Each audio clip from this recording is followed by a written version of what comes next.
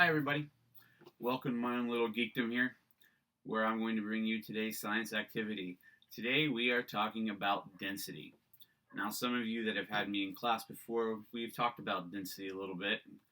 Those of you that haven't, density is basically what allows things to float, float away in the air, why things sink, all that. That's what density is. So how we're going to show density by creating what's called a density tower. All right, a density tower is something that we are going to make to where you can see just how density works, how less dense things will float on top of more dense things. So to do this, we're going to need a few materials. We are going to create a density tower that will actually show how more dense and less dense materials act in relation with one another.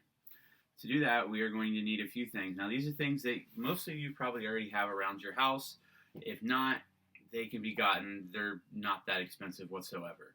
So I'm going to put them out here on the table, and so we can begin. So to do the density tower, the first thing you're going to need is something clear. Now, I just have a clear mason jar here that I got from my cupboard. Now, the key thing, it can be any kind of a clear container, big or small. You just have to adjust how much of the materials you put in based on the size. The key thing is it has to be clear. If it's not clear, then you're not going to be able, it's not really going to matter because you're not really going to be able to see how the different things layer on top of one another. So this is the first thing that you need to make sure that you have our clear container. The next thing you can get that may or may not help you are going to be little funnels. Now these are going to be helpful when it comes to pouring some of the materials. Now I don't know if I'm going to be using these or not, but they can be very helpful for you depending on the container you're using. Alright, so now we're going to go through and show the different materials we're going to be using. We are going to be using just regular maple syrup, corn syrup, vegetable oil, honey. Now, this, if it doesn't come in a bear, it's not honey. Just soap. Just milk, regular milk.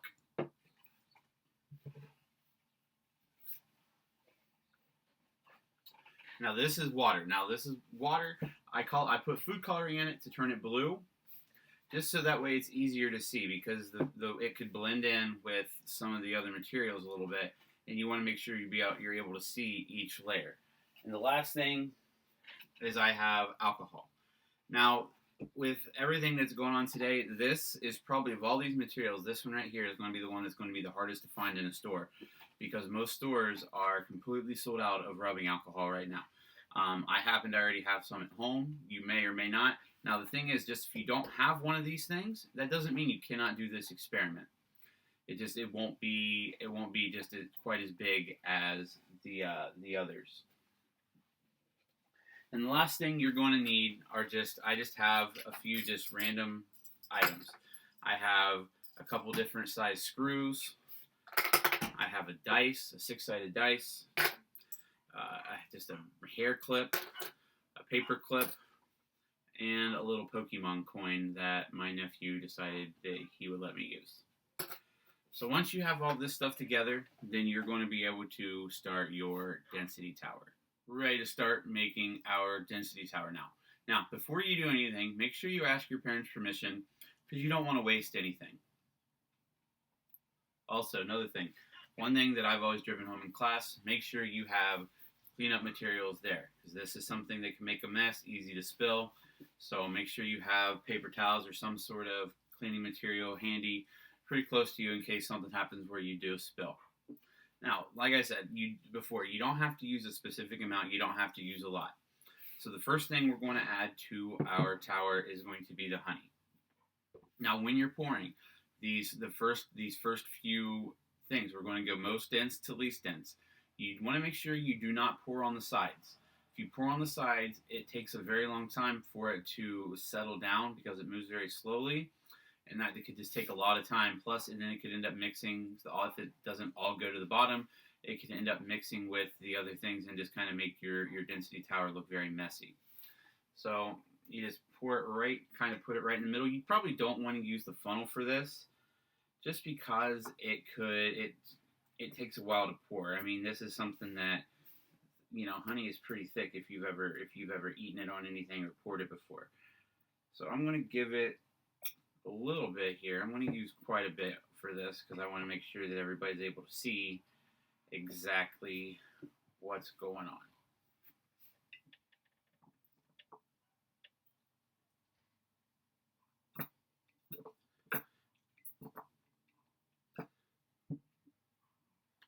All right, so there it is. I put a nice little layer of honey right down at the bottom of this material. All right, so the next thing we're going to use, so I'm going to put the honey right there because that was first, is going to be our corn syrup. Now again, you're going to make sure you pour slowly because you do not want your materials to mix. You want them to stay separate as much as you can. Now they will naturally separate from each other based on the density, but it could take a while, and I know you guys want results pretty fast. You don't want to wait around. So again, you just put it right in the middle and slowly just pour. Give it a little bit.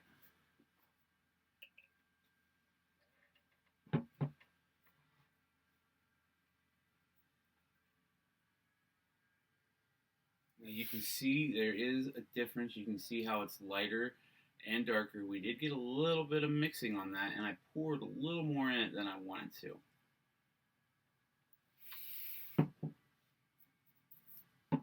So this is a good way why we do not want to pour very fast, because I did mix it some. So you can definitely see the difference between the light and the dark there, especially when I hold it up right like that. You can definitely see where it's separated, but it did mix some. Next is going to be our maple syrup. Now again, you want to make sure you pour this very, very, very slowly. Now I know some of you might say, what, corn syrup and maple syrup, aren't they relatively the same thing? Well, the answer is yes, they're very similar, but corn syrup and maple syrup are different. Maple syrup has different ingredients in it. One of the key ingredients in maple syrup is corn syrup. And then, of course, they have there are other additives and stuff. Of course, maple syrup is a plant-based product.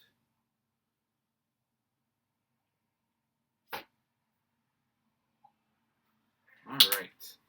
So there we go with that. Now, with this one, you can definitely see it's definitely separated. You can see that honey and that corn syrup have separated from one another. And then you can see the maple syrup there as well. Okay, I'm back. Our next layer is going to be our milk. Now this is going to be one that you might want to use a funnel for, just because, again, you don't want to pour it just all in at once really fast. You want to pour it relatively slowly, and you want it to kind of just trickle in. So you want to just make sure you pour it nice and slowly in there. Of course, you see I made a mess on the table. That's exactly why I told you guys to have paper towel or some type of cleaning thing handy.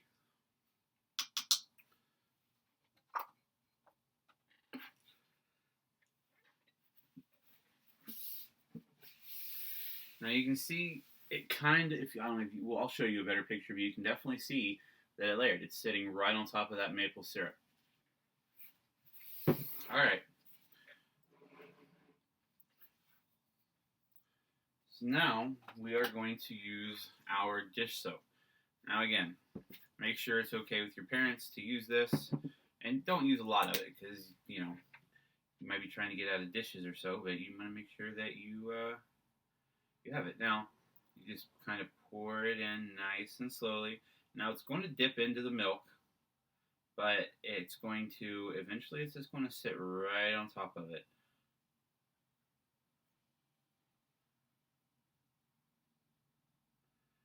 Make sure you pour it in. When I'm doing it, I like to make sure that I kind of go all over with it, just so it's not pushing in to one specific spot. And I did exactly what I asked you guys not to do. I got it right off on the side there. All right, made little bubbles. So now you can see here, it did separate, but it did mix with the milk. So the milk will settle down at the bottom. We're going to give it just a couple of minutes here, just to let it settle. So we'll be back. Okay, I'm back. You can see here, it did settle, it did separate quite nicely. You have the nice green. It still has some of the milk mixed in just because I poured a little faster than I probably should have, but that's okay. All right, so next we are going to use our vegetable oil. And this you want to be careful with because this can, make a huge mess, stain tables, stain clothes, all that good stuff. So make sure you are very careful with this one. So just very slowly, I'm just pouring it in. Just a trickle. You want to make sure you pour very, very slowly. It may mix in when you first put it in, but it'll separate out pretty quickly, and then you'll be able to see your density tower coming along quite nicely here.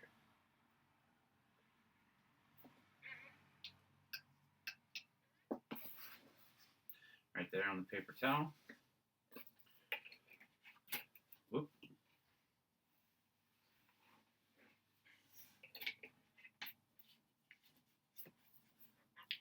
Put it off to the side. Now when this separated out, it really showed some of the milk that was left up on top of the dish soap. That's pretty cool. I'll show a close-up of that going forward. But you can see there the oil there, and you can see we have 1, 2, 3, 4, 5. We have 6 layers in here right now. We still have 2 to go.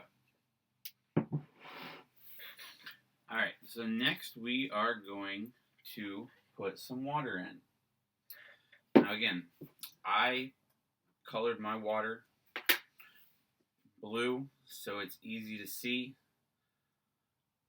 So just again, very, very slowly pour it in.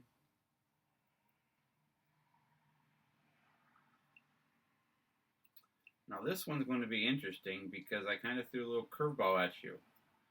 This actually is more dense than the oil. So what you should be seeing is something pretty interesting. It kind of goes right through the oil and starts building up that layer right between the oil and the dish soap. Now again, you want to make sure you pour pretty slowly with that because that, if you've ever mixed water, had water and oil together and mixed it up, you see that it takes a while to separate itself back out.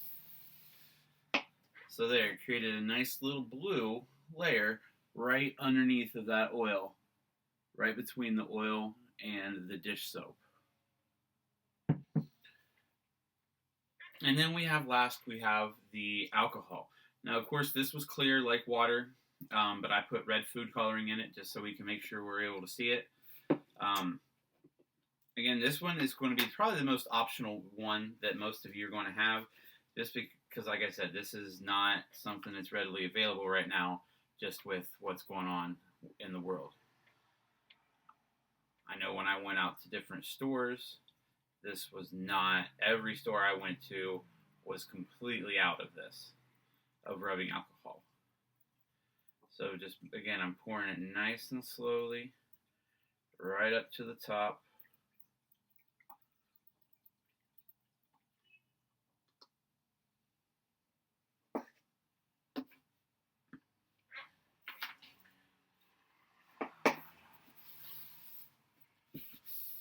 Even when I'm not trying to make a mess, I make a mess.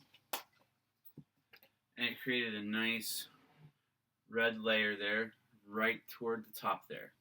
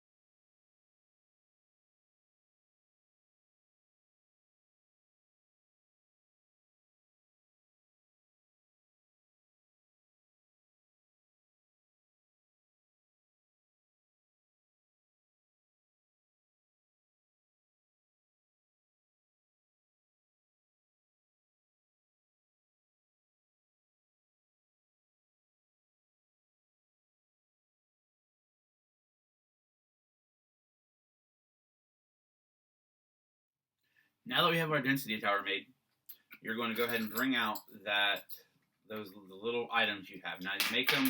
They could be any material, metal, plastic, big.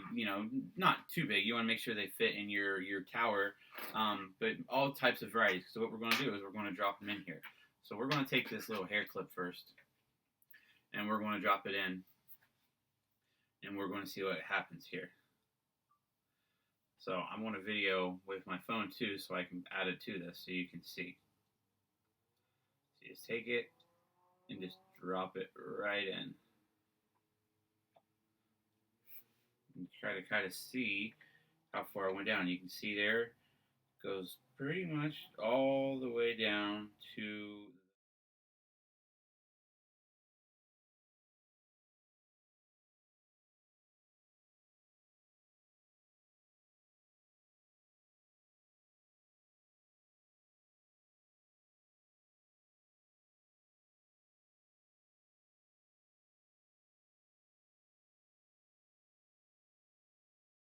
the bottom.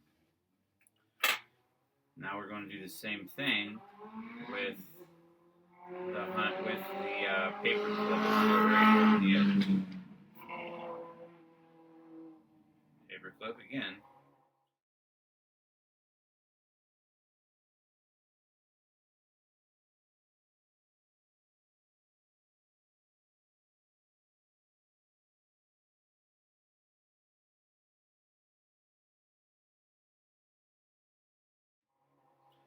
Sinks all the way down.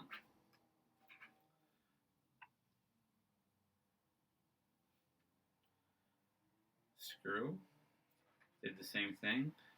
See this a little bit bigger screw. It's pretty neat to see when you watch it drop.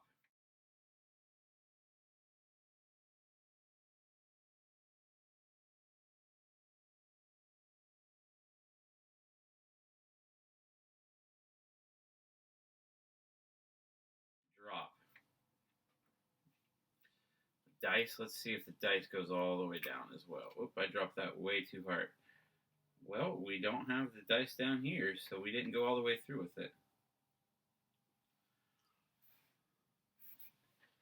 Let's see, where the dice did not go through, it's not in there, so it must be stuck, it's stuck in the dish soap. And last but certainly not least, the old Pikachu coin here. You can see, now this one I'm pretty positive I know what that's going to do. All the way down to the bottom. A fun little game you can do is do a prediction. Predict. Get some items and write down a prediction of what you think is going to happen with them. Kind of make a hypothesis. Hypothesis is an educated guess. Feel the weight of the items and try to make a guess of whether or not you think it's going to sink to the bottom or not. Write them down. Make a game out of it you can make a game out of it with your siblings. Try to guess so you can get more right about how far they're going to go. Whether it's going to stay in the alcohol or whatever materials you use, kind of write down. Say, hey, I think it's going to go all the way to the bottom. I think it's going to get stuck in the dish soap. I think it's going to get stuck in the milk.